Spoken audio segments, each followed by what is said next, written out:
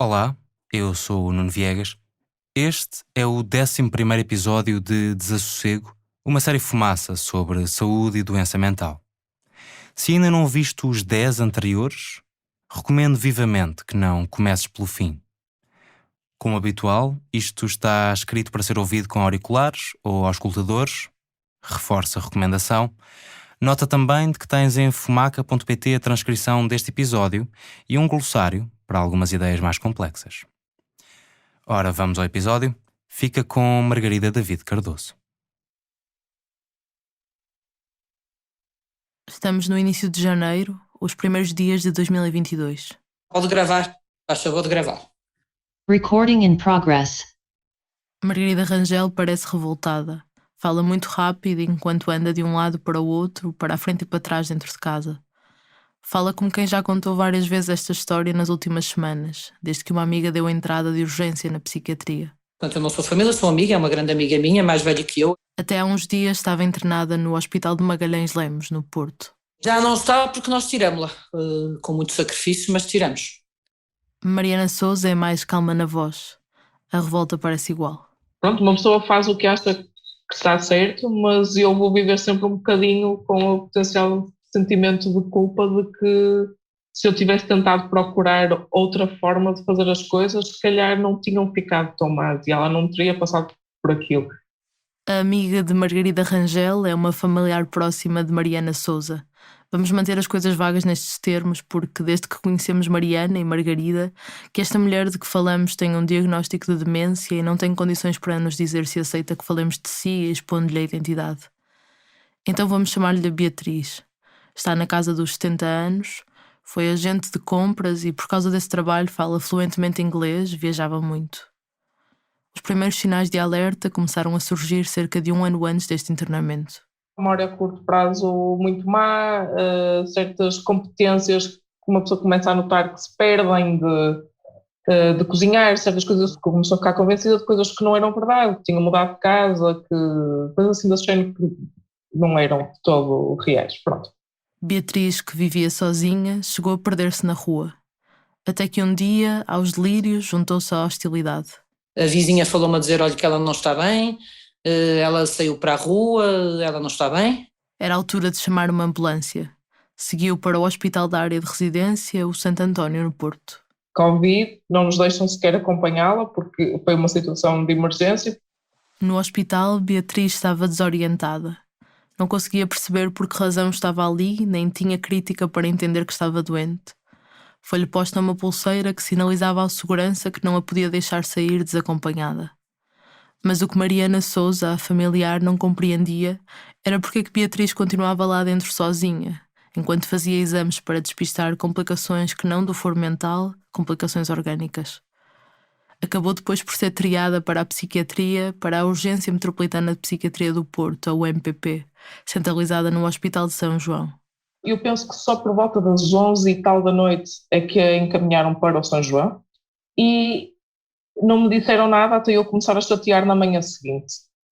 De manhã disseram que como eles não têm pessoal, olha, se houver pessoas com disponibilidade para estarem aqui a fazer companhia, nós até agradecemos porque nós não conseguimos estar em cima dos doentes. Se quiserem venham para aqui de comer, e nós fomos várias amigas, fomos-nos revezando. O único enfermeiro escalado na UMPP era partilhado com outros serviços, tanto ia como vinha, e ninguém assegurava a permanência. Ao início da noite, mais de 24 horas depois de ter sido admitida à urgência quanto a Margarida, Beatriz foi internada compulsivamente por rejeitar tratamento. Seguiu para o internamento da área de residência Magalhães Lemos. E a mim me disseram, porque eu sou filha de médico, que era muito bom, que era uma coisa fácil e ligeira, que era um hospital especialista. E nós, na nossa inocência, deixamos.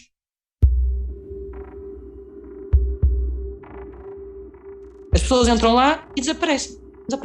Parece a prisão. É tipo filme, pronto, não temos contacto, ninguém nos fala, ninguém nos diz. E depois tivemos o azar de ser Natal e ser Ano Novo.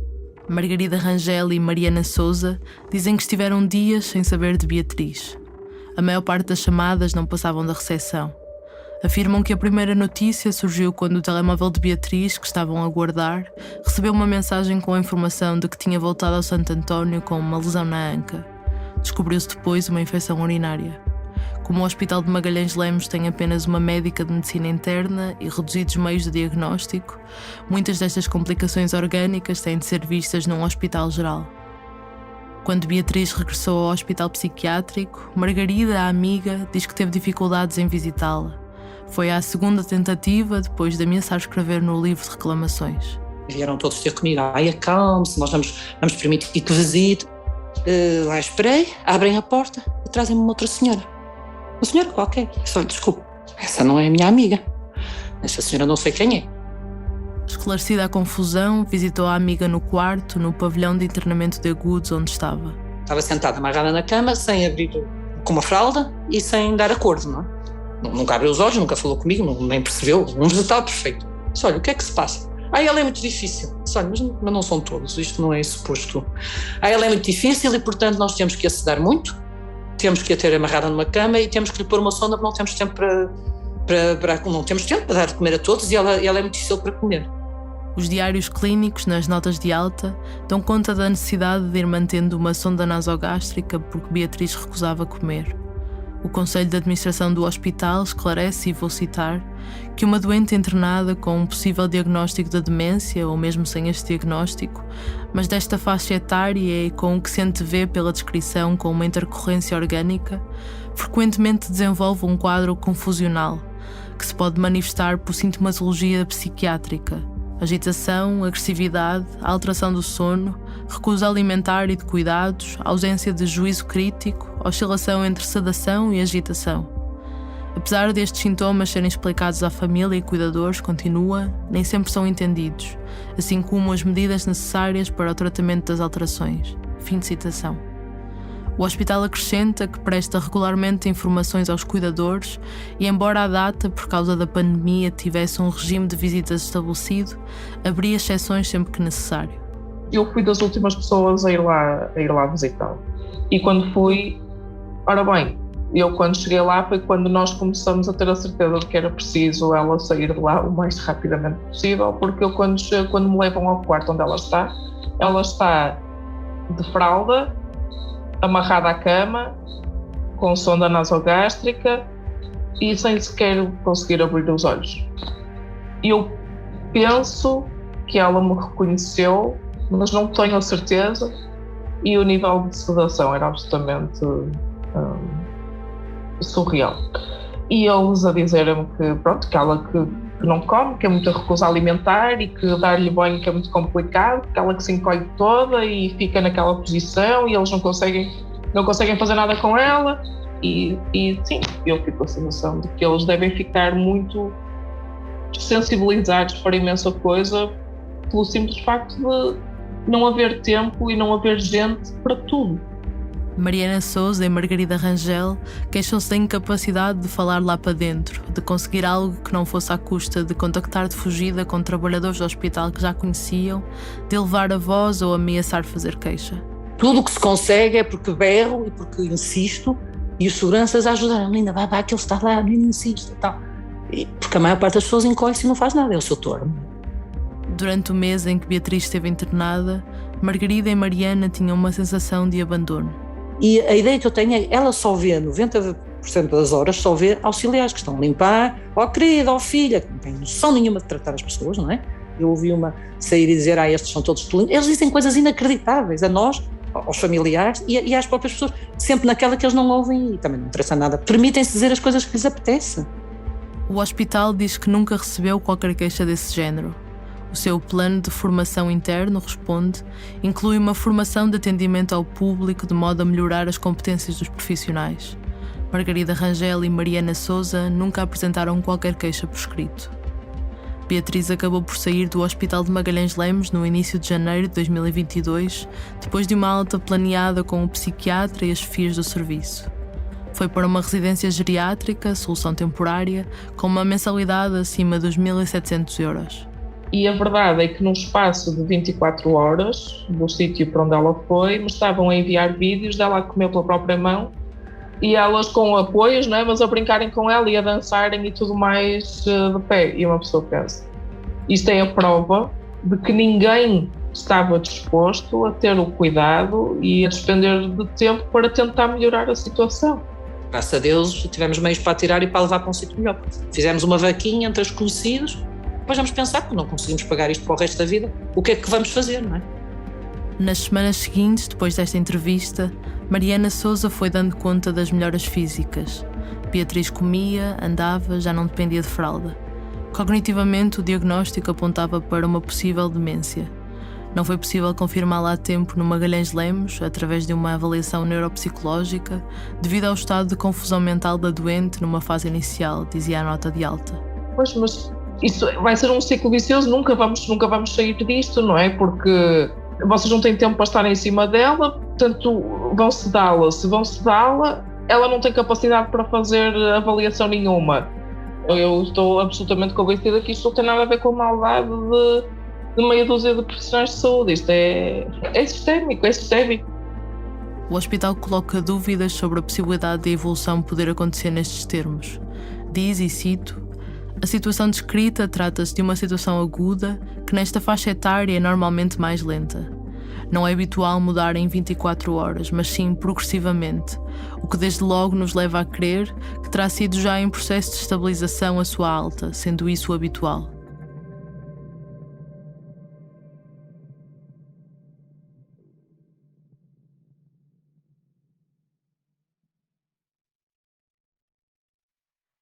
Não conseguimos confirmar que tudo o que Margarida e Mariana nos contam é verdade.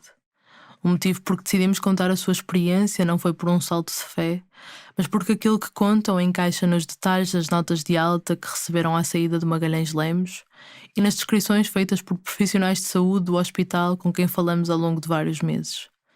Uma enfermeira especialista em saúde mental retrata como, entre banhos, refeições e administrações de medicação, não tem tempo para intervenções terapêuticas ou de reabilitação psicossocial para as quais tem formação. Salvo raras exceções, só quando há alunos das faculdades ali em estágio surge algum tempo para isso. Já o hospital aponta para a articulação com outras instituições e para o serviço de reabilitação psicossocial que visitamos, onde há diversas atividades ocupacionais e reabilitativas. No entanto, este serviço é maioritariamente vocacionado aos utentes que já não estão no internamento. Ouve-se aqui um psiquiatra. O que é que os doentes fazem durante o dia? Nada, os doentes estão nos cadeiros ou a fumar na sala de fumo ou a andar de um lado para o outro, tipo zombies. Sobrecarregadíssimos de benzodiazepinas, porque ficam achandrados, ficam bêbados. A benzodiazepina age exatamente nos mesmos receptores que o álcool. Ficam donos.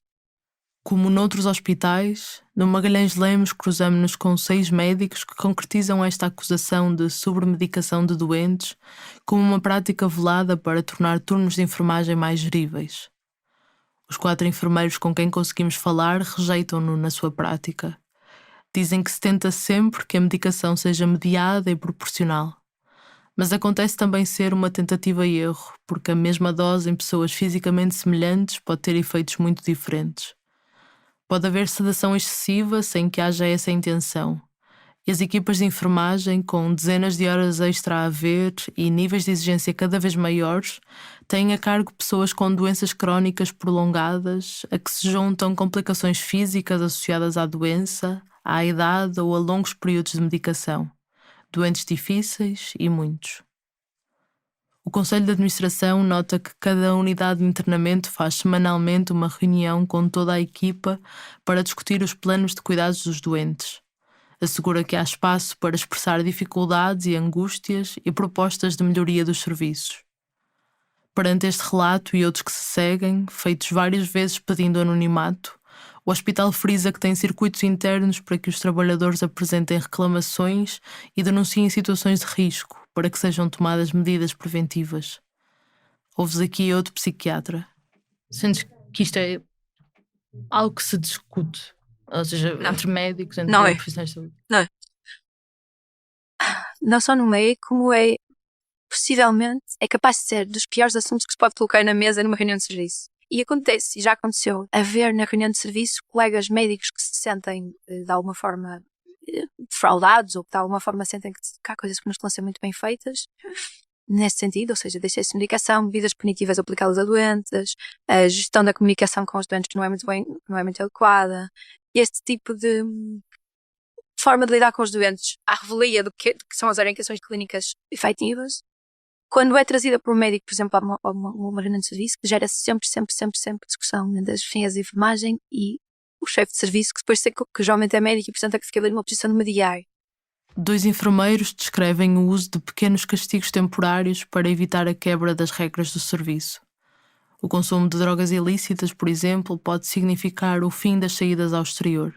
É possível que uma equipa que está desgastada reaja de uma forma mais intempestiva a um determinado perfil de doentes que se prevê que cause mais problemas. Um doente, por exemplo, com antecedentes de toxicodependência. Em princípio, ou é muito possível disto ver-se com bastante frequência, vai ser mais sedado, vai ser tratado de uma forma um bocadinho mais hostil às vezes, os médicos vão ser mais pressionados para o sobremedicar, porque os enfermeiros também têm algum medo. Nem é dos doentes, é que tem nada que possa acontecer. Se sente desprotegida. E ainda por cima, numa reunião de serviço, não encontra das outras equipas um ponto de contacto. E o que acontece é que depois, a forma como tu vives esta relação entre os elementos da equipa e entre ti próprio, os elementos da equipa e os doentes, acaba por ficar envenenado, de certa forma. Sim, mas depois há aí alguns sentimentos de desconfiança uns dos outros. Sim. Que... E são coisas que acontecem mesmo muito frequentemente no serviço. E em que eu nunca ouvi ser tida esta conversa. Eu nunca ouvi ser tida a conversa de ok, mas diga-me lá porque é que nós estamos a dar medicação a mais.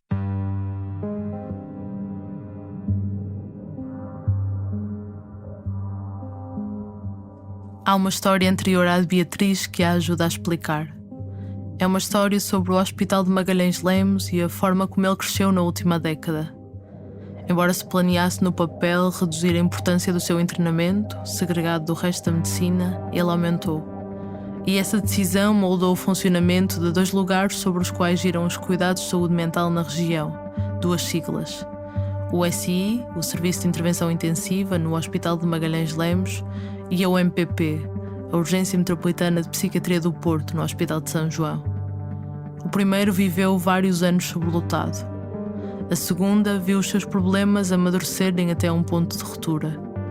Ambos contribuem para afunilar os cuidados e cimentar a dependência de um hospital que, diz o Plano Nacional de Saúde Mental, já não devia existir nestes termos. Este é o episódio 11, Uma Estrelinha. Seja toda a gente bem-vinda ao Fumaça.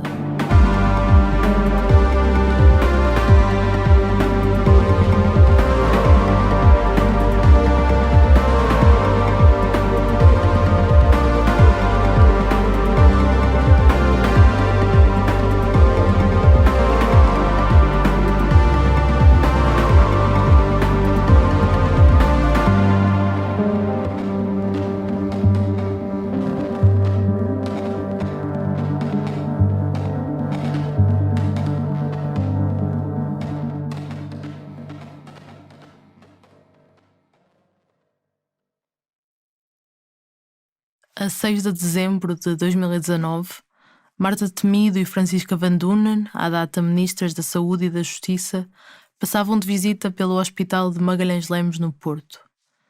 Inauguravam a primeira unidade na região norte para internar doentes inimputáveis em contexto hospitalar, que tirou 40 pessoas da clausura da velha clínica psiquiátrica da prisão de Santa Cruz do Bispo.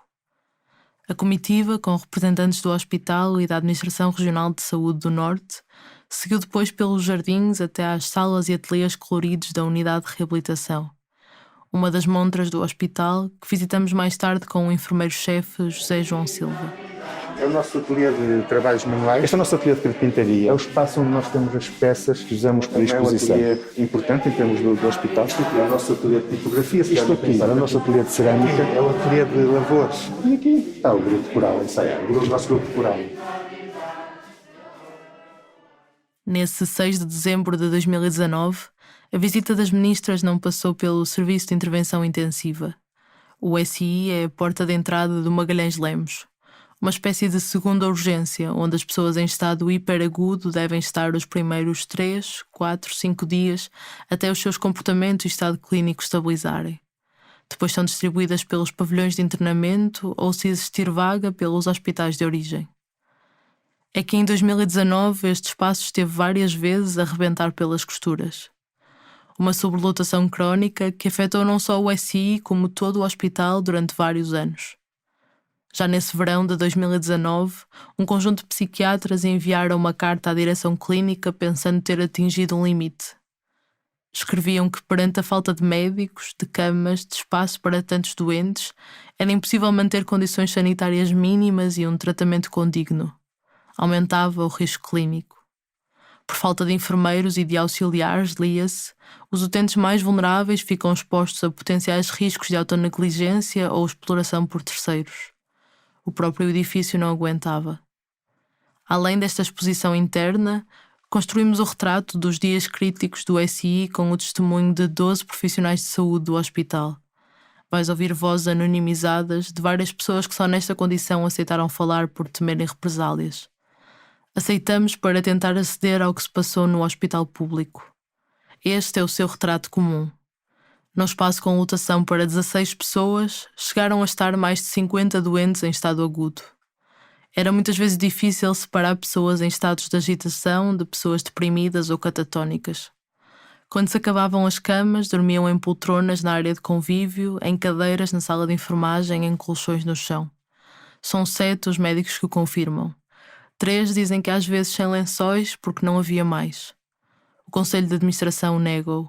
Diz que mesmo havendo em alguns dias sobrelotação de doentes, sempre lhes foi garantida uma cama para dormirem e que nunca teve nota de qualquer falta de roupa. Nós chegámos a ter 53 doentes num espaço vocacionado para 16. Programado estruturalmente para 16, chegámos a ter 53 doentes. A psiquiatra Ana Cerqueira é responsável do SI desde abril de 2019, um cargo sujeito às decisões da direção clínica. É também delegada sindical do Sindicato dos Médicos do Norte.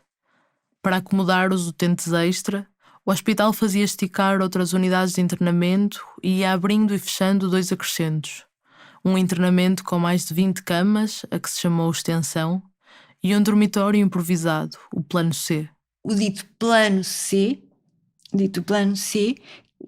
situava-se no sítio, espaço físico chamava-se Cuidados Especiais, onde se fazia as perfusões durante o dia, e à noite, aquelas camitas estavam livres, à noite os doentes iam, quer chovesse, quer nevasse, quer o temporal, saíam do SI, que estavam amontoados, e iam à chuva, deslocavam-se 100 e tal metros, para ir lá dormir, iam muito tarde, às vezes durante a noite também estavam sempre a chegar doentes, durante a noite iam para lá, e depois antes das 8 horas vinham, também quer chovesse, vinham para o SI onde ficavam amontoados. Esta psiquiatra sob anonimato fala da sua experiência em 2018. E que foi assim uma coisa arranjada às 2 pancadas para enfiar pessoas. E mais uma vez, portanto, já era o terceiro espaço e a mesma equipa. Nem a extensão, nem o Plano C tinham médico, psicólogo ou assistente social adstritos. 3 psiquiatras admitem que podia demorar vários dias até conseguirem observar alguns dos doentes. Dizem que havia quem fizesse o internamento completo ali mesmo, sem chegar a ser transferido para uma unidade de internamento de facto. A administração nega-o. Incumpria-se largamente os prazos de transferência para os hospitais de origem. A administração confirma que continua a acontecer. Houve uma altura crítica do fim de verão de 2018 em que realmente as coisas estavam totalmente descontroladas. Os doentes que entravam eram admitidos. Passámos, se fosse preciso, 2, 3 semanas sem nunca serem vistos por um médico no internamento. Até alguém ter a capacidade de ver aquele doente. Nessa altura, era humanamente impossível ver os doentes todos, concorda Ana Cerqueira. E fazia-se um trabalho de urgência, sempre. Plano terapêutico, tratamento terapêutico, não. Fazia-se um trabalho de urgência ali. Porque estavam sempre a chegar, e tinham-se de fazer as admissões. Do SI, tentava-se tornar doentes tanto para os hospitais de origem como para as unidades de internamento do Magalhães Lemos, que estavam constantemente a ser esticadas. Carreavam-se transferências. E 3 médicos denunciam a pressão para rodar camas e dar altas mais rápido em todo o hospital. Há uma que eu me lembro perfeitamente que ela está doente do ter sido forçado. Que não considerei adequado, mas de facto foi pressionada a dar essa alta e isso pesa até hoje. Num dos pavilhões improvisados, com as equipas a mudar todos os dias, com a enfermagem em turnos de horas extra, era difícil conhecer de facto os doentes. As pessoas eram pseudotratadas, disse-nos esta psiquiatra. Aliás, a gente durante este período que dizia é que estávamos a praticar psiquiatria de catástrofe, no fundo. Porque realmente era assim, era a correr às emergências, não havia propriamente tempo para ver os doentes com calma, para pensar no caso, para pensar a longo prazo, no caso, para acontecer. E muitas vezes aconteciam circunstâncias de conflito, lutas, agressões dos doentes uns aos outros. O Conselho de Administração recusa que alguma vez tenha pressionado médicos para dar altas a doentes sem estarem estabilizados. A alta é, aliás, um processo de decisão de equipa, acrescenta, o que, diz, torna algo irreal a descrição que ouviste. O número de profissionais nunca acompanhou. Nunca acompanhou. E, portanto, era uma sorte. Nós, às vezes, dizia o Hospital Magalhães Lemos tem uma estrelinha. Porque nós dizíamos, atenção, na passagem de turno dizíamos, atenção, há 4 Antónios, 5 Claras, este está com uma camisola vermelha, aquele está com não sei quê. Não sei como é que não houve tantos erros. Não sei. Nós temos uma estrelinha, o Magalhães Lemos tem uma estrelinha, porque o risco era enorme. Corremos um risco muito, muito, muito grande. Um psiquiatra retrata uma das piores noites da sua vida.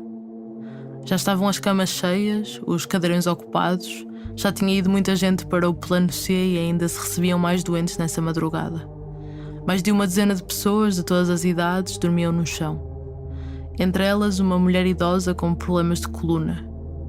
Um homem com mais de 90 anos, com uma lesão, teve de ser mudado da cama para uma cadeira na sala de enfermagem. Já não havia cadeirões livres e era preciso colocar um doente psicótico agitado no quarto onde ele dormia. Era uma desumanidade, continuou este psiquiatra. Lembra-se do bater nas portas? Tinha medo de passar pelos doentes, demenciados, psicóticos, desprotegidos, num ambiente hostil e sem condições para descansar. Lembra-se noutro momento da sua incapacidade de proteger uma jovem internada compulsivamente com uma grave descompensação maníaca, que aos olhos da psiquiatria não estava capaz de decidir por si, de ter relações sexuais com vários utentes do serviço. Descreve uma sensação de motim constante. A administração, garantindo que nunca faltaram camas, diz desconhecer este relato. Não consta das reclamações internas. Durante as noites deste período de sobrelotação, que terminou em 2020, entre as 8 da noite e as 8 da manhã, havia um médico para as cerca de 250 vagas oficiais de todo o hospital. Os enfermeiros, embora fossem sendo reforçados, não chegavam, diz Duarte Leal. Era um desses enfermeiros. Aquilo foi mais assustador antes de entrar, quando eu ia para o hospital, antes de passar aqueles muros, do que depois o que acontecia lá dentro. Acho que tivemos uma estrelinha, não sei. Ainda hoje nós falámos muito entre nós sobre isso. Parecia que a sorte, para quem acredita em Deus, deve ter sido Deus. Porque nós entrávamos sempre muito receosos. Vai ser hoje que algum doente vai matar outro doente, vamos imaginar. E felizmente isso nunca aconteceu, nem esteve perto de acontecer. Nós fizemos o nosso melhor, vigiámos o melhor possível, atuámos onde tivemos de atuar. Sob anonimato, 3 psiquiatras levam os seus relatos mais longe. Era uma miúda que estava com uma mania, portanto são pessoas que estão com uma força sobre-humana e uma agitação brutal e que fazem mal a elas próprias e aos outros. E não havia seguranças e foram basicamente as auxiliares que fizeram a contenção dela. E foi uma coisa horrível. Desde garrotes e coisas garrotarem, foi uma coisa horrível. Estas situações, é óbvio que eles tinham que ter lá a segurança lá e não têm. A segurança está à entrada. Houve várias situações em que havia alguma violência relativamente aos doentes. Não eram de todo situações frequentes. Porque nem sequer havia tempo para pensar no que estava a passar. Ou seja, era tanta coisa a acontecer, tanto barulho, tanta confusão, que às vezes simplesmente as pessoas explodiam. Pronto. que escolhiam enfermeiros podem também serão escolhidos médicos. Eu sei as coisas que vi, pronto, vi algumas coisas que se calhar poderiam configurar a violação dos direitos humanos, é um facto. Mas acho honestamente que tinha muito a ver com um estado de exaustão brutal que se sentia na altura. E eu vi às vezes, por exemplo, ser utilizado o parto e isolamento como forma de punir alguns comportamentos. Mas este punir também vinha um bocadinho numa lógica de se tentar amenizar um bocadinho o ambiente que se vivia no serviço naquele momento. Tens o tipo que está mais agitado, está numa confusão, quer fumar e não pode, decapitado e mandar aos hospitais. Como tinha-se tanta gente lá, só já tinhas que pegar nesse tipo e pôr-me o quarto de isolamento só para que eu parasse de fazer barulho. E vivíamos todos um bocadinho com esse ensino. Essa só que muitas vezes falam, isto é para o correio amanhã. Porque havia assim, aos fortes, sem ninguém dar conta, mas de facto nós não fazíamos isso, não é? Muitas vezes nos passou isso pelo interesse.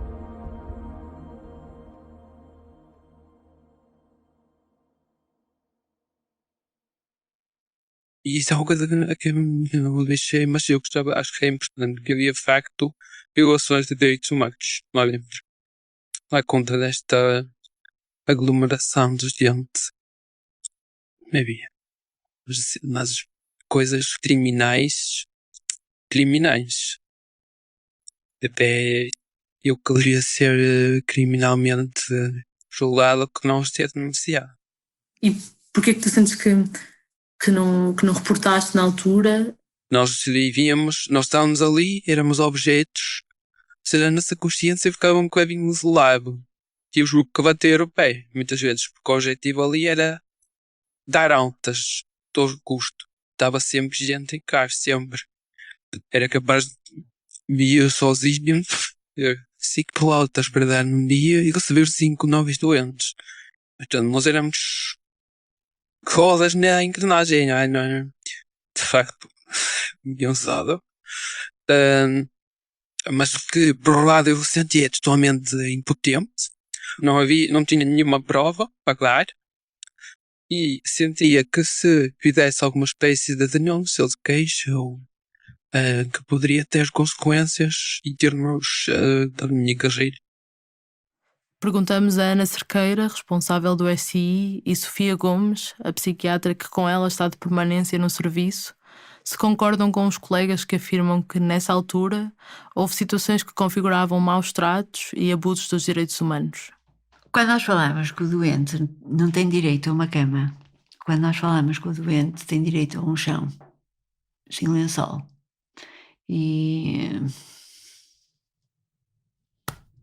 não é? Em que é internado e que não tem direito, porque, por impossibilidade mesmo, o médico, quando a pessoa que é internada está com a expectativa e por direito tem que ter um médico, tem que ter um tratamento e não tinha. Se calhar sim, configura. E a questão é, não pode voltar atrás. É que é muito fácil isto voltar atrás, muito fácil. Agora a luta é essa.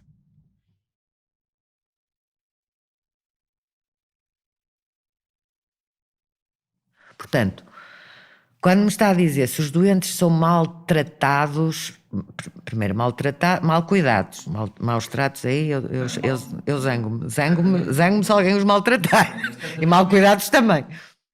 A psiquiatra Rosa Encarnação não era diretora clínica neste período de sobrelotação.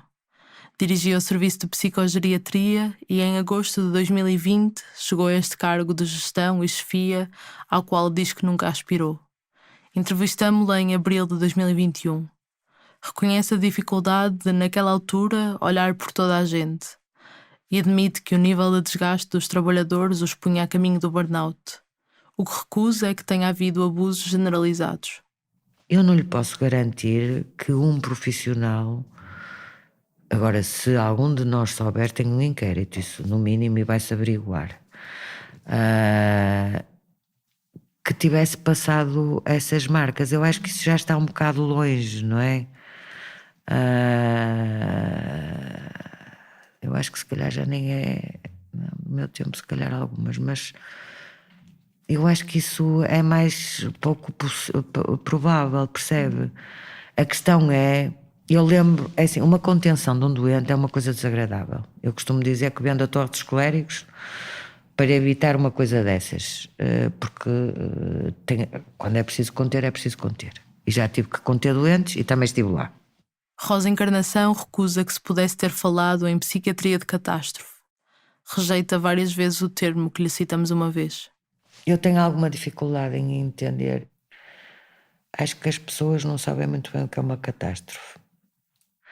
Porque assim, quando eu vejo quem atravessa o Mediterrâneo, quem foge de Cabo Delgado, quem é assassinado, quando caiu a ponte de entre os rios, Pedrógão Grande, isso é que é catástrofe. Para mim isso é que é catástrofe. Quando as pessoas não têm alimentação, não têm os cuidados básicos, não têm o mínimo de espaço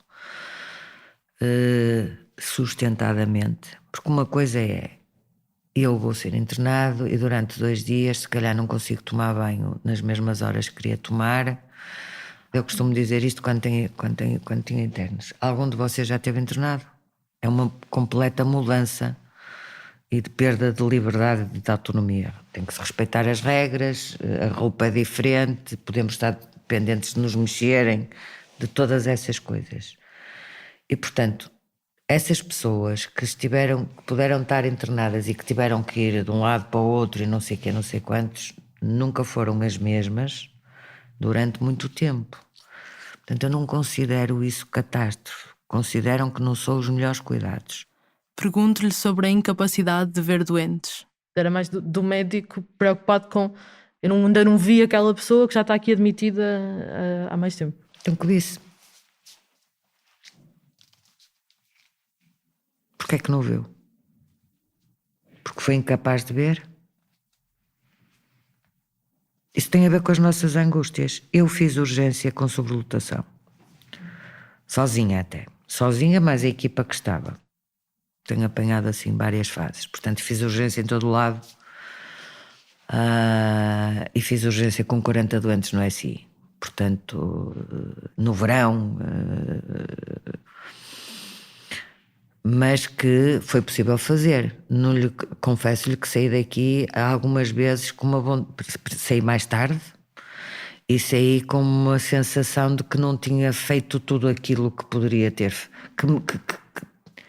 Mas com a sensação também da retaguarda que tinha do resto da equipa. Isto é trabalhar, não é trabalhar em boas condições. Catástrofe é que eu acho que é diferente, não é? Rosa Encarnação acha que falta alguma perspectiva histórica. Eu acredito muito no potencial da juventude, mas também nós não podemos esquecer a história e há coisas que é feitas de experiência. Eu comecei a trabalhar em 89, não havia centros de dia, não havia apoio domiciliário, não havia nada. Portanto, quando me fala disso de catástrofe, eu custa-me entender porque... É lógico que eu costumo dizer, eu trilho ali o dedo na porta e posso desmaiar com dor. No outro dia posso trilhar e dizer, ai, e pronto. Portanto, a dor é uma coisa muito relativa e subjetiva ao momento em que nós estamos e de pessoa para pessoa. Mas quando nós falamos de catástrofe, é a falência de tudo, das coisas mais básicas. E, portanto, eu percebo o que é que as pessoas querem dizer. O que eu acho é que isso não é ajustado, não é?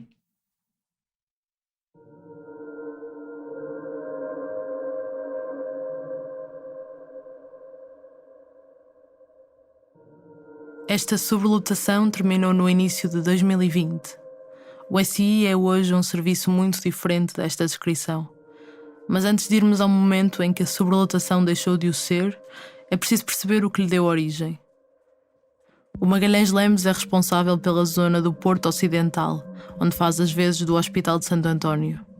É apenas a estes doentes que tem de garantir consulta, reabilitação, hospital de dia e internamento.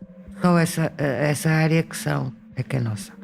E que é essa nós comprometemos a dar tudo o que temos. Mas depois, como alguém diz, somos barriga de aluguer para os internamentos de todos os serviços locais de saúde mental que não têm internamento. Até 2011, garantiam também um internamento a Matosinhos, Póvoa de Varzim, Vila do Conde, Santo Tirso e Trofa. Em 2011 houve uma reestruturação, portanto houve sempre um crescimento de procura e em 2011 o hospital decidiu reorganizar-se. Nessa altura, à boleia das orientações do Plano Nacional de Saúde Mental, mais hospitais da região norte passavam a ter o seu próprio ambulatório, retirando essa responsabilidade ao Magalhães Lemos e permitindo que mais pessoas passassem a ser acompanhadas mais perto de casa. Já o internamento foi em sentido contrário. Em 2011, a área de influência do Magalhães Lemos aumentou, quase duplicando a população a que tinha que garantir vaga. Passou a incluir o Centro Hospitalar entre Douro e Voga, 5 concelhos de Santa Maria da Feira a Arouca, na fronteira com Viseu, que tinham passado, também por definição do plano, da tutela da Administração Regional de Saúde do Centro para a do Norte. E ainda os populosos concelhos de Gondomar e Famalicão. De cerca de 560 mil pessoas, passaram a ser mais de 1,1 milhões. Havia muita necessidade de internar agudos e, portanto, foram criados 2 serviços de agudos, que depois nesses serviços passam a ter residentes, porque os doentes nós não temos retaguarda para muitos deles, social, familiar, psiquiátrica, institucionalização psiquiátrica. Ana Cerqueira e Sofia Gomes. E então aí foi um pandemónio. Começou cada vez a vir mais doentes, a Feira, o Santis, Famalicão, nessa altura era Viana, Braga, Vila Real, dávamos resposta a tudo. Apesar de não ser da área metropolitana do Porto, o Magalhães Lemos ficava como retaguarda infinita, não é? A dependência de alguns hospitais resolveu-se, mas não a questão estrutural. Os cuidados fragmentaram-se para mais pessoas. Consulta num lado, internamento noutro.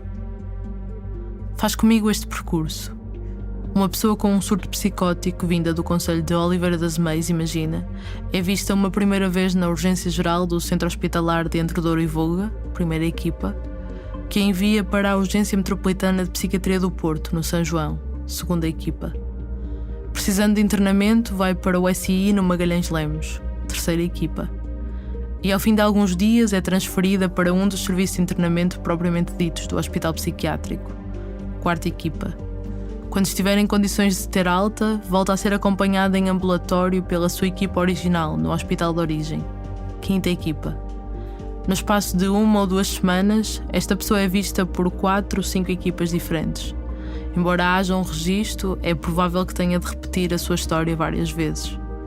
O zigue-zaguear dificulta a continuidade dos cuidados e pode ainda reforçar momentaneamente os delírios persecutórios de quem se vê permanentemente de um lado para o outro.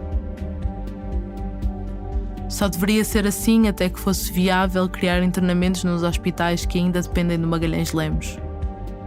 Embora há mais de 15 anos haja documentos oficiais sobre essa urgência, só o Plano de Recuperação e Resiliência desbloqueou, no final de 2021, as 2 obras consideradas mais prioritárias: o internamento em Santo Tirso, Centro Hospitalar do Médio Ave, e em Santa Maria da Feira, Centro Hospitalar entre Douro e Voga. Está ainda em avanço, segundo a ARS Norte, o internamento em Matosinhos, na Unidade Local de Saúde de Matosinhos, e o aumento do número de camas nos centros hospitalares Gaia Espinho, Trás-os-Montes e Alto Douro e no Hospital de Guimarães. Mas neste compasso de espera, enquanto o país acabava com a grande maioria das camas em hospitais psiquiátricos, como previsto no plano, o Magalhães Lemos passou de uma lotação total de 164 camas em 2005 para 265 em 2021. Durante anos, as taxas de ocupação foram sistematicamente superiores a 125%, escrevia em 2017 António Lauschner, então presidente do Conselho de Administração, sendo os recursos humanos praticamente os mesmos, acrescentava. Essa sobrelotação custou mesmo, de acordo com a administração, a acreditação internacional de qualidade dos cuidados que o hospital manteve até 2018.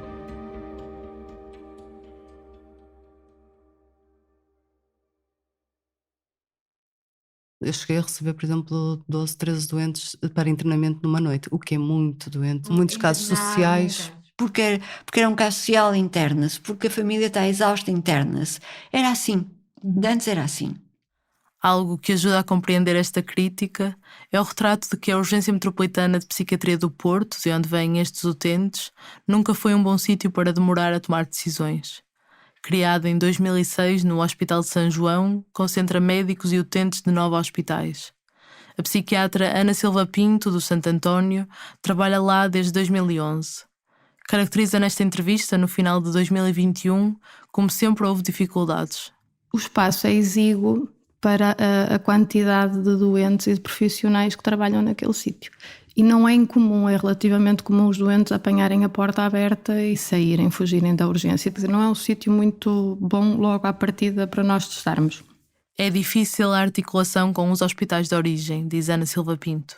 Eles chegam, por exemplo, de madrugada de hospitais mais periféricos e nós não temos contacto de ninguém. Embora se pedissem critérios mais finos de referenciação, mais eficazes a peneirar os casos, a urgência funcionou até meados de 2022 sem grandes restrições de entrada. E por outro lado, as malhas largas da triagem, com algum estigma à mistura, prestavam-se a equívocos graves. Um utente com algum tipo de antecedente psiquiátrico, à partida, já seria um bom candidato a ser triado para a psiquiatria. A segurança também não era um dado adquirido, não tinha vigilância clínica permanente. Nos dias cheios, como aqueles em que no início de um turno da noite havia 10, 15 pessoas para ver, era preciso ceder mais face à falta de espaço e confusão. Com frequência pedir ajuda aos seguranças.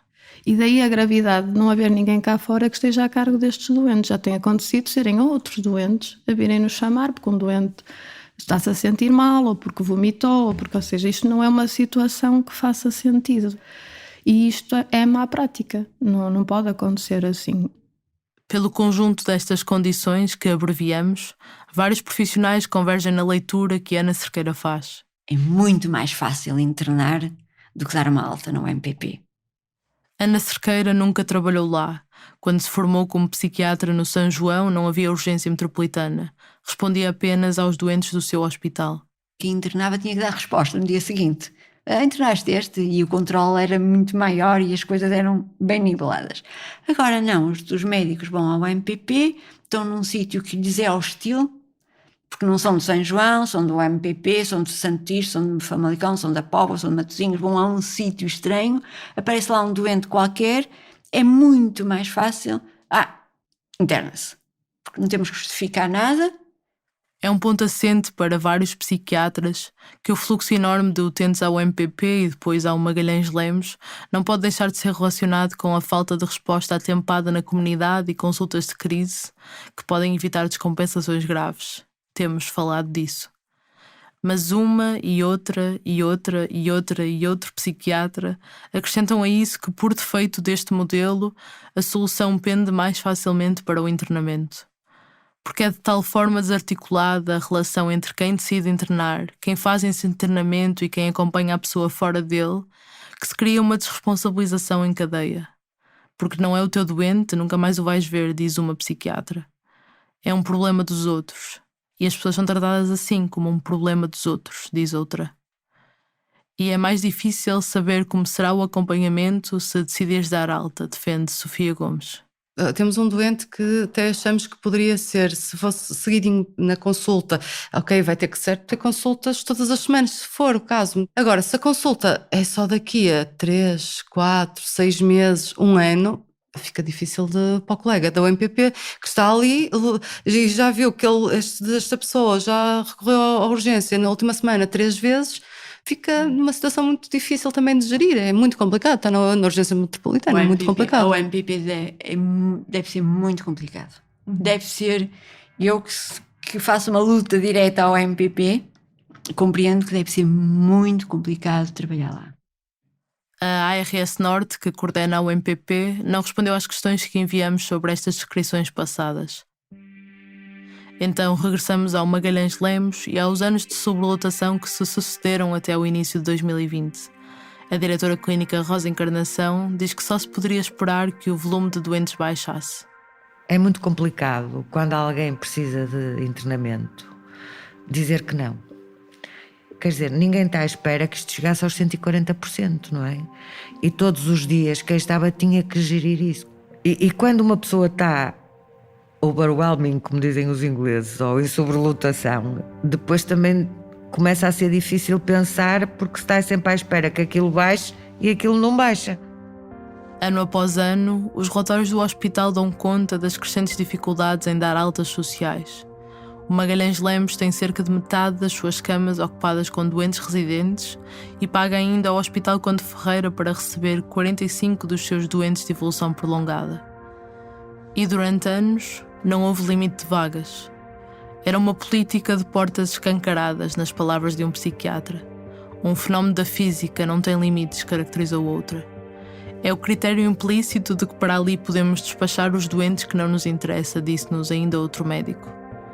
Na UMPP, internava-se no Magalhães Lemos sem dar cavaco a ninguém, confessa um médico de outro hospital que lá trabalha. Repetidas vezes ouvimos este tipo de adjetivação. Um depósito de camas, um armazém. E nada disto é por ser o Magalhães Lemos. O próprio hospital é heterogéneo. Tem vários serviços apontados como referências na psiquiatria, até pelos trabalhadores mais críticos. A psicogeriatria, cuja oferta ocupacional é apontada como um oásis no internamento, o hospital de dia, que tem psicoterapias intensivas e outras atividades terapêuticas, a unidade de reabilitação, destinada maioritariamente a utentes da consulta, e o serviço de psiquiatria comunitária, dirigido à área do Porto Ocidental.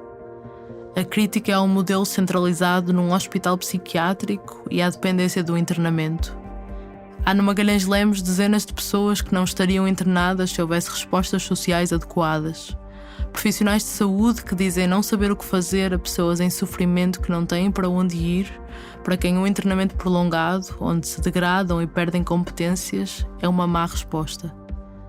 Um hospital psiquiátrico assim é uma ilha.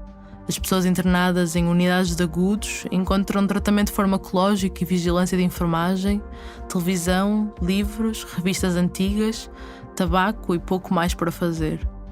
Embora haja cada vez mais pessoas com complicações orgânicas graves, vários psiquiatras têm vindo a denunciar a insuficiência de recursos no hospital para lidar com elas. Sofia Gomes.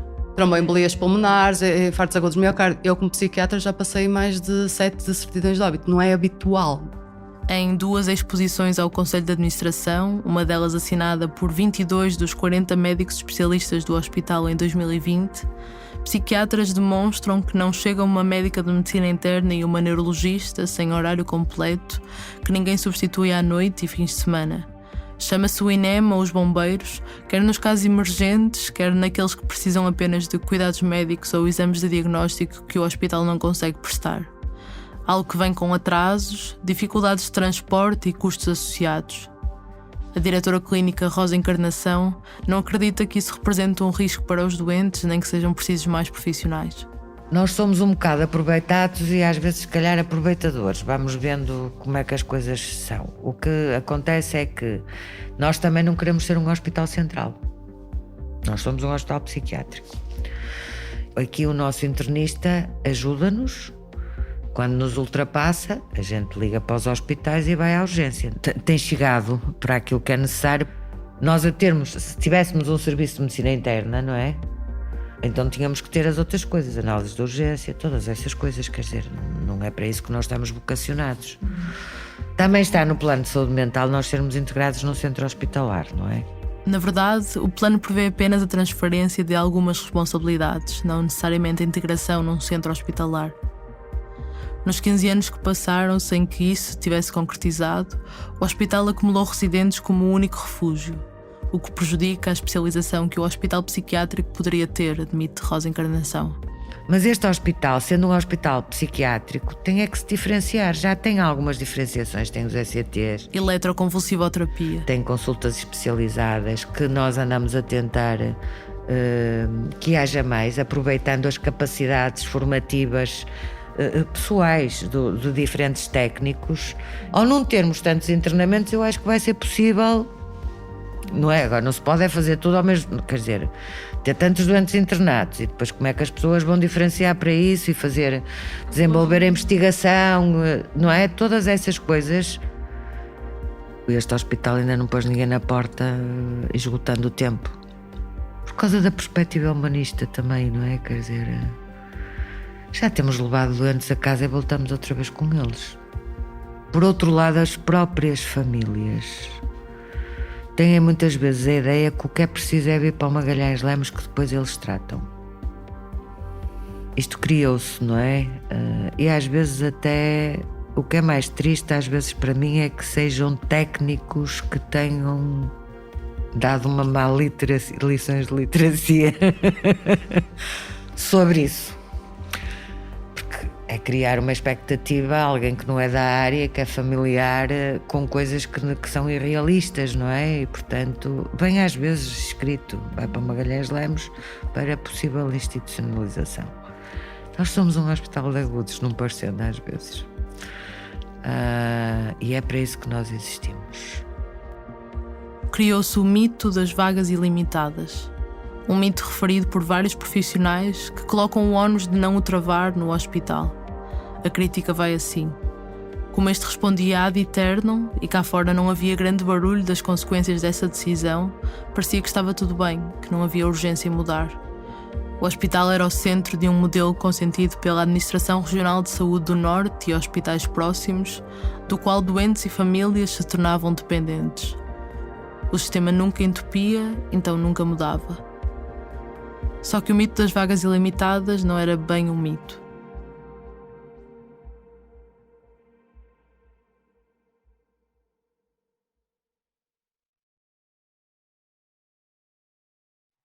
Foi presidente desde 97 até 2019.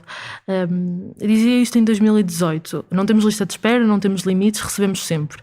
Perguntava-lhe porquê que implementou o porquê desta política de portas abertas.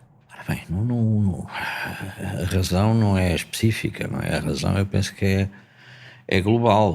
Os serviços de saúde, nomeadamente num serviço público como é o Serviço Nacional de Saúde e os hospitais que o integram, têm que ter esse objetivo, não haver lista de espera, ou haver uma lista de espera mínima. O psiquiatra António Lauschner teve as maiores responsabilidades pela gestão deste hospital durante mais de 22 anos. A caracterização é o próprio que faz na revista científica do hospital, que passou a dirigir depois da reforma em setembro de 2019. Continuou por perto de Magalhães Lemos, onde falamos, no edifício da administração em abril de 2021. Um serviço de cirurgia cardíaca não pode meter sempre mais um como nos elétricos, não é? Tem que ter em conta as condições mínimas que garantam rigor. No nosso caso, de facto, nós tínhamos ainda algum espaço que permitia crescer. Faltava-nos o quê? Recursos humanos para garantir que as enfermarias e os serviços de internamento tivessem suficientemente dotados. O número de trabalhadores foi crescendo depois do mínimo em 2014 e as contas mantiveram-se equilibradas.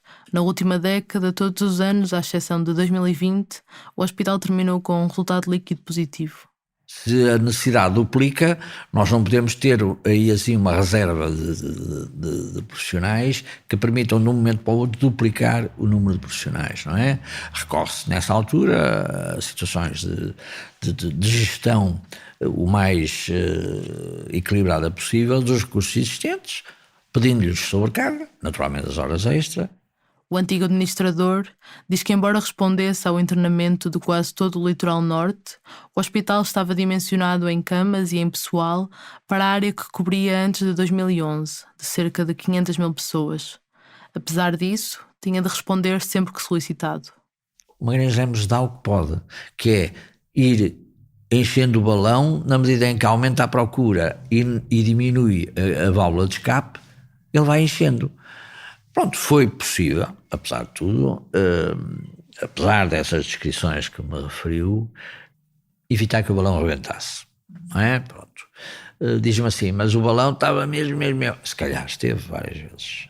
A solução é dizer, ponto final, chegámos às 220 camas, não entra mais ninguém, ficam na rua, vão para onde quiserem, mandam-nos para outro sítio, para outro país.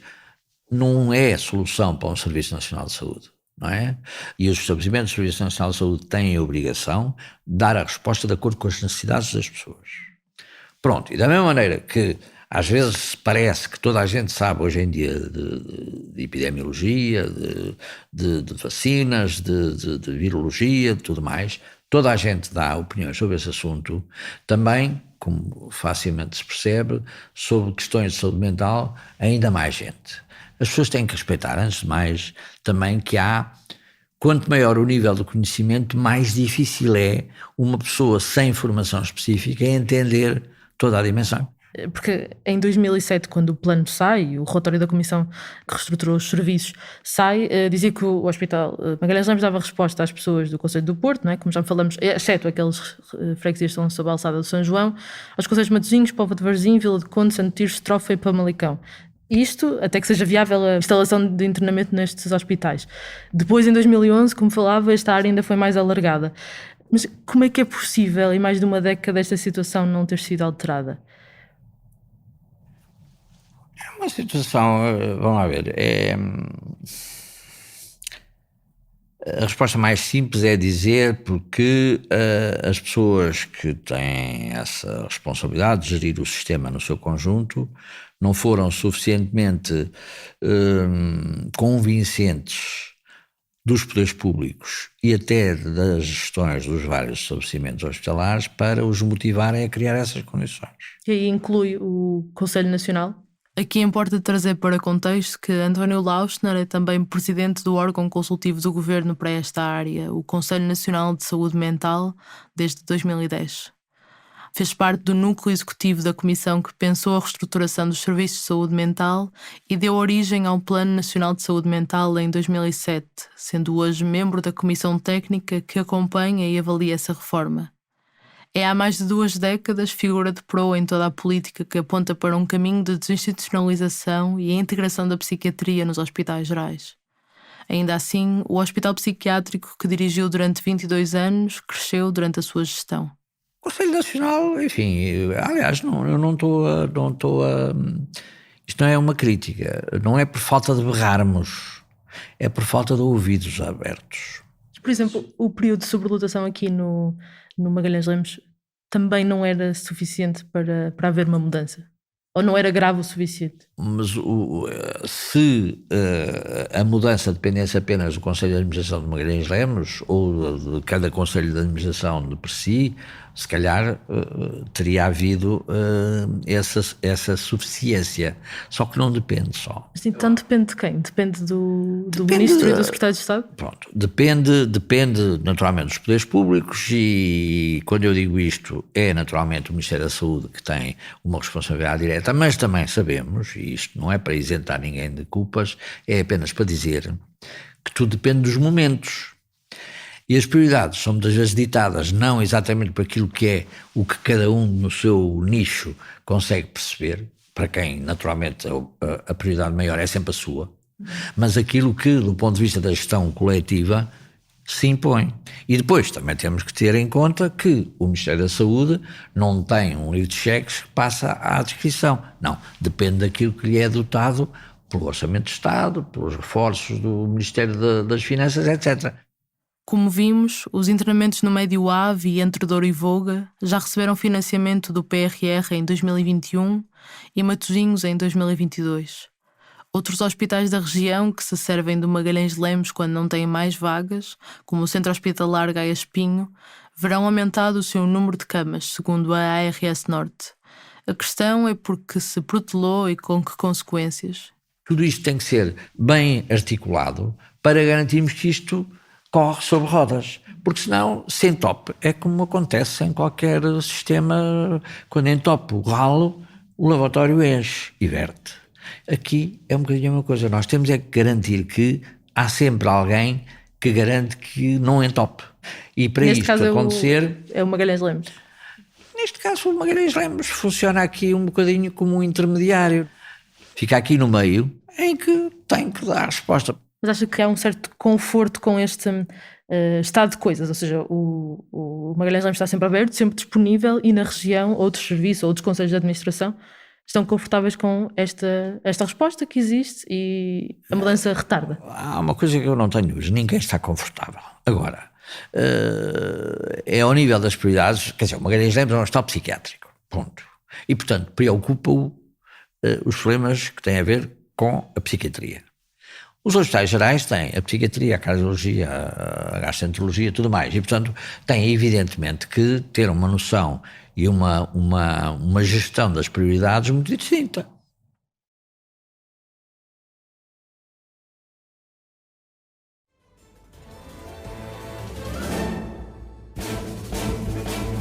Boa noite. Portugal está em estado de alerta, decisão tomada por causa do novo coronavírus. Este estado de alerta permite a adoção de medidas de caráter excepcional. A pandemia. E eu achei que aquilo era uma nesga de oportunidade para mim. Uma nesga de oportunidade de pôr as regras. No início de 2020, o SI estava novamente sobrelotado. Várias vezes já nesse ano, com mais do dobro dos internados para a lotação. A psiquiatra Ana Cerqueira, que fazia cerca de um ano como responsável, pega nas exigências de saúde pública para tentar fixar o cumprimento das vagas. Mandei para todos os hospitais, mandei para todo o Norte, a dizer que o Hospital Magalhães Lemos, por uma decisão da Autoridade de Saúde, e era pandemia, não podia estar em sobrelotação. A UMPP passa a depender de autorização para enviar doentes para internar. Tem agora de informar, contar a história e aguardar luz verde. Mas foi muito complicado. Criei anticorpos em todo o Norte. A UMPP, já em esforço, começa a forçar as suas costuras. Uma psiquiatra, antiga representante de equipa de uma das 9 instituições hospitalares que lá faz urgência, descreve o momento assim. Antes, o Magalhães Lemos recebia toda a gente ao ponto de nós termos vergonha de termos doentes naquelas condições. Agora não temos vagas. Os doentes ficam 24, 48 horas à espera na urgência, num sítio onde não há camas, há macas. Muitas vezes têm de ser sedados para aguentar aquela situação. Isto é tudo menos cuidar. Logo no verão de 2020, os responsáveis de equipa da UMPP expunham às FIAs hospitalares as condições insustentáveis criadas pelo que para eles era argumento novo da falta de vagas. Diziam ser absolutamente inaceitável a limitação de transferência de doentes. Do Magalhães Lemos, 22 médicos devolviam a sua versão sobre a sobrelotação sem limite de vagas, semelhante à denúncia interna de 2019. O problema não surgiu da pandemia, ela só tornou tudo mais barulhento. Foi mesmo muito mau. Era telefonemas muito violentos. Os próprios serviços organizaram-se, vieram ao Hospital Magalhães Lemos pedir a minha demissão. Ouvi o que quis e o que não quis. Alguns bem duros. O hospital tem estas camas e só podes pôr estas camas. E trabalhamos em rede. E trabalhamos em comboinho. Quer dizer, se não houver altas a jusante, eu não posso mandar de montante. Parecendo precisamente vir aliviar a pressão a jusante, passado um ano, em meados de 2021, surge no Magalhães Lemos uma nova placa. O anúncio da requalificação de um edifício, então devoluto, para internamento de retaguarda à UMPP. Uma obra planeada desde 2019, orçada em 1.800.000 euros, 85% financiada por fundos comunitários. É uma surpresa para a então coordenadora da urgência, Márcia Mota, e para a pessoa a quem ela pede explicações, o então coordenador de saúde mental da ARS Norte. Desde 2012 era Jorge Bolsa quem estava à frente deste órgão consultivo. Esta obra e esta aprovação não passou por si? Zero. Devo-lhe dizer que tomei conhecimento dela através de uma fotografia de um cartaz que me foi mostrado. Eu também. Está a ver? Portanto, como vê, o nível às vezes de informação e de segredo com que as coisas são feitas é igual para si, que é jornalista, e é igual para e que está de fora, e é igual para o coordenador regional de saúde mental. Portanto, eu fui absolutamente surpreendido com isso, não é? E de facto, quer dizer, houve a oportunidade de fazer perguntas, mas também as respostas, devo-lhe dizer, não foram nada claras. Não cheguei a compreender, afinal, para que é que servia aquele edifício. Este edifício não seria, afinal, um penso rápido para acudir ao MPP. Nessa altura, foi o próprio Jorge Bolsa que o explicou num e-mail a Márcia Mota. Citação: a unidade em causa destina-se a doentes inimputáveis semelhante à já existente. A designação referida no anúncio foi a encontrada para obter financiamento comunitário. Fim de citação. Mas o que aconteceu na verdade é que as obras deste edifício serviram para transladar um serviço de internamento do Magalhães Lemos para no seu lugar se alojar outro serviço de internamento para por fim neste último lugar vago fazer crescer a unidade de utentes inimputáveis, aquela que Jorge Bolsa referiu no e-mail e que as ministras da Saúde e da Justiça visitaram no início deste episódio. O hospital explica que tem em fase de concurso no âmbito do PRR obras de requalificação de um outro edifício e houve de facto necessidade de fazer transitoriamente reafetação de espaços, criando condições para poder, em caso de necessidade, utilizar mais camas para o MPP. Como é que é possível a gente ter uma coisa, não é? Que é dita que é para uma coisa, que é para outra, embora, quer dizer, não há a ver. Estes fundos comunitários, as pessoas também não têm bem ideia de algumas coisas que são, como é que são geridas, não é?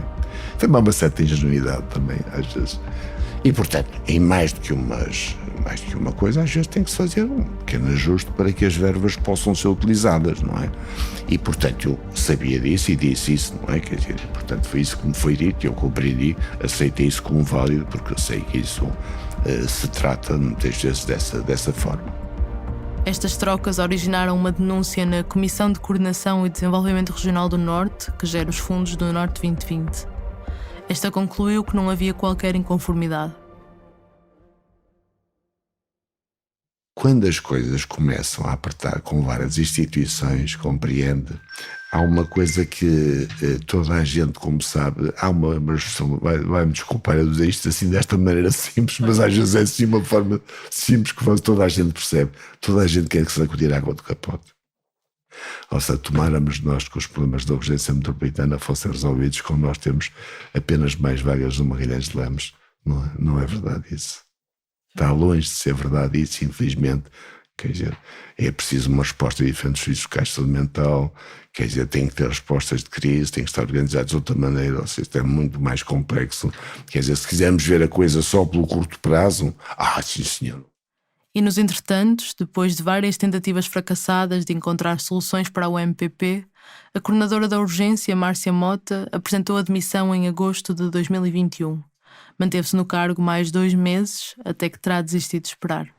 Primeiro foi o pedido de exoneração da coordenadora de urgência metropolitana de psiquiatria do Porto, a que se juntaram os outros clínicos em solidariedade. Sobrelotação do serviço de urgência, dificuldade de transferência dos utentes e falta de respostas por parte da tutela. Entre os vários problemas graves estão as limitações na transferência de doentes para o serviço de internamento de retaguarda de urgência do Hospital Magalhães Lemos. Apontam o dedo às dificuldades de comunicação com a ARS Norte e sublinham que por diversas ocasiões denunciaram a diferentes entidades a gravidade da situação, mas nunca obtiveram resposta. As exposições escritas na UMPP vinham pelo menos desde 2018. Vários psiquiatras dizem ter reportado situações de perigo concretas ao longo dos anos. Situações que levaram colegas de serviço a reduzir o horário para não terem que fazer urgência. Em 2020, houve um pedido de escusa de responsabilidades em bloco de todos os psiquiatras que ali trabalhavam. Se aqui acontecer alguma coisa, nós não podemos ser responsabilizados por isto, porque alertamos para todas as coisas que estão erradas e que não deveriam acontecer, não é? Não teve aparentemente grande importância, diz Ana Silva Pinto. As mudanças só se precipitaram quando tudo se verteu nos jornais. Jorge Bolsa, que recebia estas participações, entendia-se como parte da coordenação da UMPP, mas não com o poder para dar grande resolução às queixas. Numa reunião disse que claramente não tem condições físicas para funcionar como urgência metropolitana, não é? Nós temos relatórios vários entregues à ARS. O problema é que depois as coisas não acontecem. Jorge Bolsa, que durante 10 anos dirigiu esta coordenação regional, diz que discorda, aliás, de todo o modelo. Do modelo que afunila os cuidados de urgência na UMPP, que dividiria por 2 urgências, uma em cada margem do Douro, e da relação de dependência com o Hospital de Magalhães Lemos. Eu penso que a forma como foi feita é essa para alimentar uma dependência. Porque se eu, como coordenador regional, tivesse tido a oportunidade de desenhar o modelo de intervenção e de apoio, pode ter a certeza que era completamente diferente. Que a articulação e a circulação dos pacientes era feita com a responsabilização do Serviço Local de Saúde Mental e não com a responsabilização do Hospital Magalhães de Lemos, que assim cresceu de uma forma exponencial, na minha opinião, de forma totalmente desajustada e desarticulada. Pode ter a certeza que enquanto coordenador geral de saúde mental falei muitas vezes. Simplesmente as definições e os poderes depois são um bocado opacos, compreende? Eu quem toma as decisões não sei.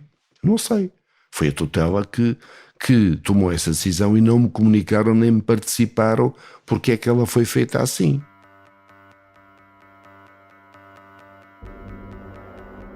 De acordo com António Lauschner, antigo administrador do hospital, a execução destas mudanças, que deveriam ser transitórias até ao cumprimento de todo o Plano Nacional de Saúde Mental, foi responsabilidade da ARS Norte e do Conselho de Administração do Magalhães Lemos, supervisionada pela então Coordenação Nacional de Saúde Mental.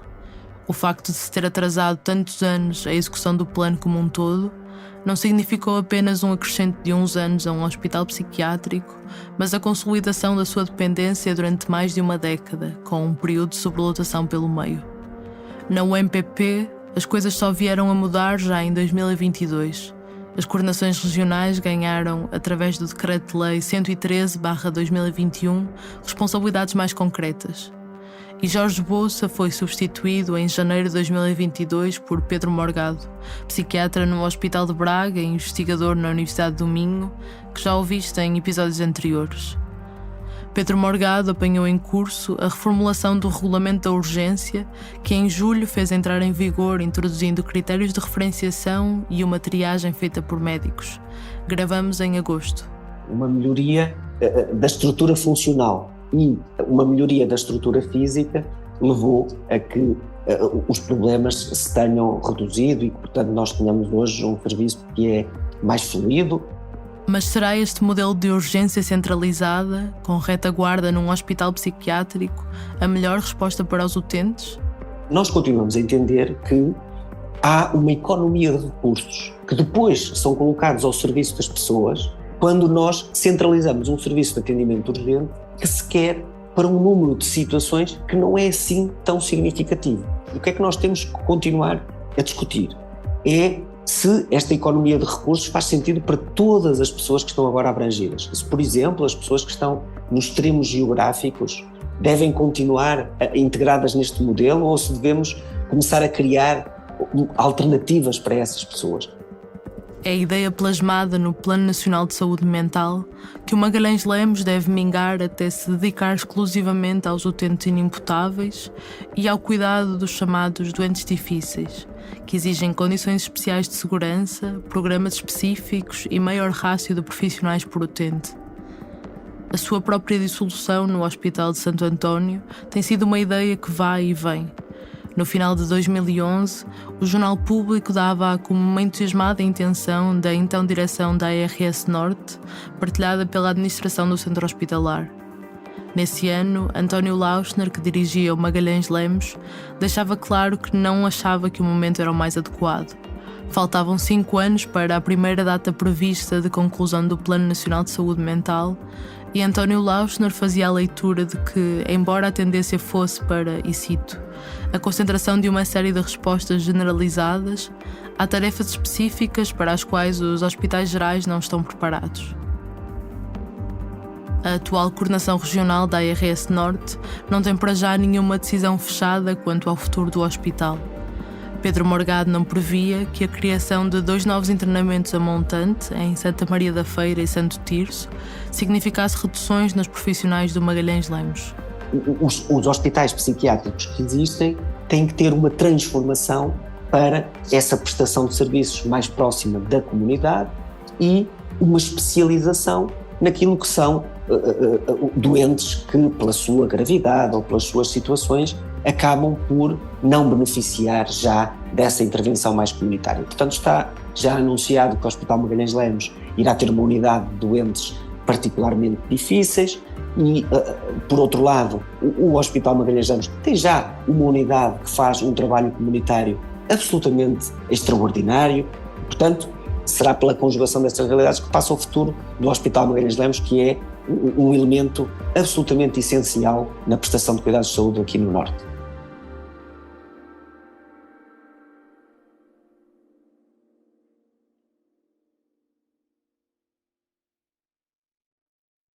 A questão é, não pode voltar atrás.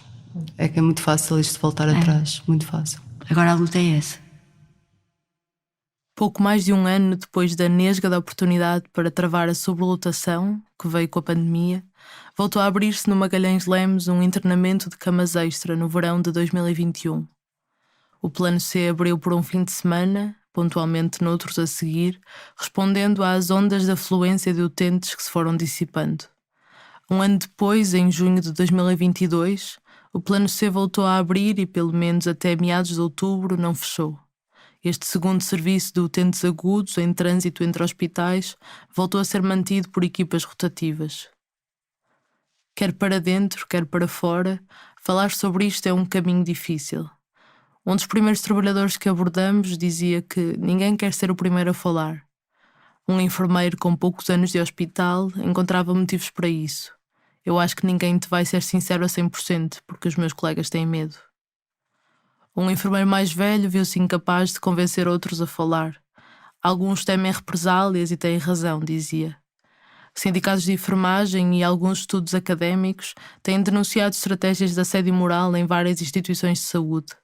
Está descrita também pela academia uma tendência para a resignação, a autocensura, com medo de ser, entre aspas, queimado, prejudicado ou isolado com o rótulo de reivindicativo ou conflituoso.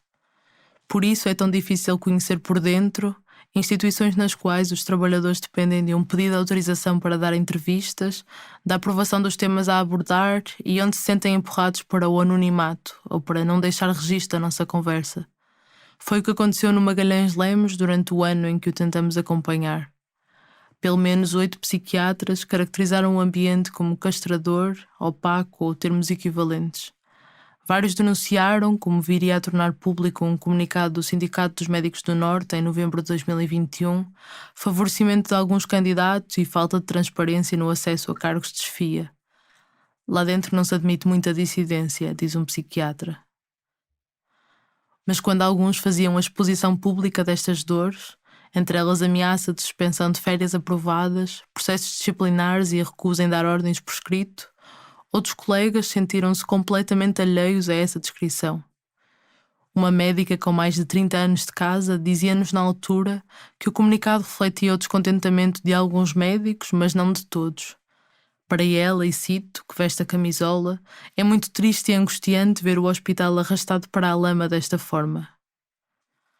Começou a circular dias depois um abaixo-assinado que demarcava essa divisão interna, e assinalava a perplexidade e o desconforto de vários médicos com o comunicado do sindicato. Os signatários refutavam, e cito, as afirmações genéricas e abstratas que abarcam acusações graves contra o hospital.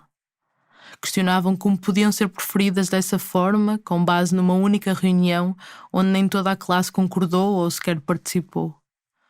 O sindicato nunca se retratou da forma que estes médicos pediam e acabou a formar uma equipa de delegados sindicais que até então não existia. Ana Cerqueira tornou-se, pouco tempo depois, delegada sindical. A administração do hospital rejeita as acusações. Remete para o abaixo-assinado coletivo assinado pela maioria dos médicos do hospital, afirma.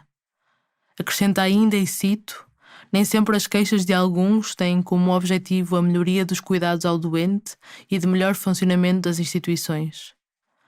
Novamente, nada disto é por ser o Magalhães Lemos.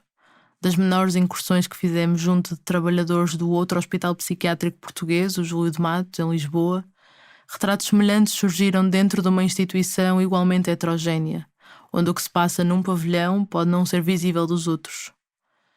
No fim, esta história regressa sempre ao mesmo sítio, à tentativa de desinstitucionalização em curso há pelo menos 15 anos, que nunca se concretizou na criação de todas as estruturas previstas no Plano Nacional de Saúde Mental de 2007. Isso reflete-se nesta pequena escala em que nos debruçamos, no dia-a-dia de uma urgência metropolitana e na organização de um hospital psiquiátrico que é a barriga de aluguer de toda uma região. Nos picos de afluência, ambos se tornam curtos perante as insuficiências a montante e ineficazes a lidar com o que deixa de ser saúde e passa a ser social. Só o Plano de Recuperação e Resiliência começou a desbloquear, no final de 2021, algumas das obras que há 15 anos se definiram politicamente como uma urgência. Mas embora a pandemia tenha exposto algumas das fragilidades, a prevenção e tratamento da doença mental, carente de investimento, já o exigia de forma tão urgente antes como agora. Pelas dificuldades de respostas nos cuidados primários, pela míngua de psicólogos, assistentes sociais, terapeutas ocupacionais e enfermeiros especialistas, pela ausência de cuidados continuados e oportunidades de reabilitação, pela necessidade de remodelar condições existentes e criar as que se sabem necessárias, pela falta de autonomia para implementar o que estava escrito e acordado. Para perceber por que se protelaram e engavetaram decisões tomadas, vamos finalmente ao percurso político do Plano Nacional de Saúde Mental. Uma reforma psiquiátrica bem feita é dos processos de mudança social mais complexos que existe. É fazer tudo quase de pernas para o ar. Acha que houve doentes que ficaram sem alternativas? Quer dizer, não ficaram sem alternativas, porque a única coisa o único critério que foi exigido é um lugarzinho. Isto é pouco. Uma cama. Onde é que há camas vagas? Há muitas perguntas que ficam por responder. As opções que foram tomadas, no sentido de pôr uma carruagem a rolar quando eram precisos 3 carris e só estava um ainda, ou nenhum até, em funcionamento. Foi um susto que aconteceu. A saúde levou cortes que nem a Troika lhes tinha posto, não é? Quer dizer, eu negociei a Troika, não é? Isso é que lá estava anunciado, isso é que cortaram. Sempre que lhe perguntava, ele dizia: o plano é uma coisa fantástica, o plano de saúde mental é um ótimo plano. Houve só um problema, é que ele nunca fez nada que ajudasse a implementar o plano.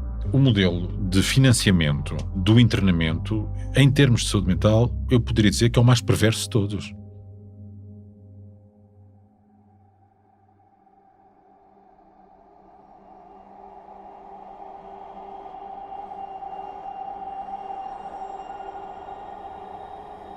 Tudo quanto fazemos ou dizemos, tudo quanto pensamos ou sentimos, traz a mesma máscara e o mesmo dominó.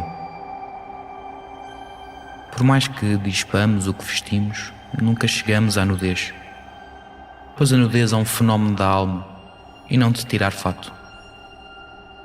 Assim, vestidos de corpo e alma, com os nossos múltiplos trajes tão pegados a nós como as penas das aves, vivemos felizes ou infelizes, ou nem até sabendo o que somos, o breve espaço que nos dão os deuses para os divertirmos, como crianças que brincam a jogos sérios.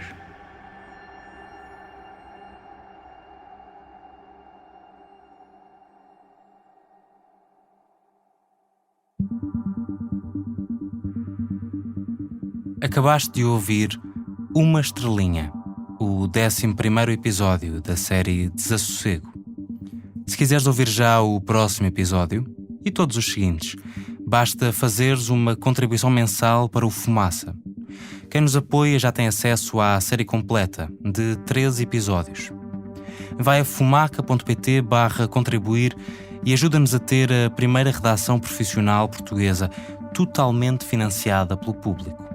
Quem apoia o Fumaça também tem acesso a várias entrevistas extra para explorar mais esta história. Durante o episódio, ouviste trabalhos jornalísticos da RTP, TVI, Porto Canal, SIC e TSF. Este episódio foi escrito pela Margarida David Cardoso, que fez a reportagem e investigação da série. O Bernardo Afonso editou o episódio e ainda fez investigação, compôs e interpretou a banda sonora original, fez edição de som e sound design. É também ele que leu os excertos do Livro do Desassossego, de Bernardo Soares. O Pedro Miguel Santos ficou com a revisão de texto. Eu, Nuno Viegas, fiz a verificação de factos. A Joana Batista criou a identidade visual, a Maria Almeida e o Ricardo Esteves Ribeiro a estratégia de marketing. O Fred Rocha fez o desenvolvimento web. Todas estas pessoas participaram na construção coletiva da série. Podes encontrar em fumaca.pt a transcrição de todos os episódios, fontes, documentos e imagens relacionadas. Fazem ainda parte da equipa Fumaça Danilo Tomás e Luís Marquês. A produção desta série foi parcialmente financiada por bolsas de apoio ao jornalismo de investigação da Ares da Planície, Associação para a Promoção da Saúde Mental, do Sindicato dos Jornalistas, em parceria com a Roche, e da Fundação Rosa Luxemburgo. Podes ver os contratos em fumaca.pt/transparência. Até já.